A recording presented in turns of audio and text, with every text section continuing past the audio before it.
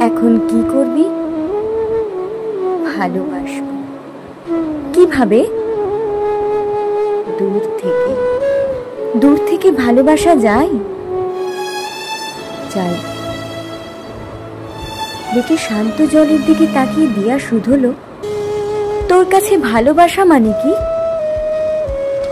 মৃত্যু নিশ্চিত জেনেও হিমলক পান করা।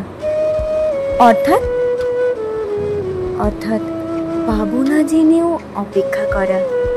সম্ভব নয় জেনেও কাউকে তীব্রভাবে চাও। আমার কাছে এটাই ভালোবাসা।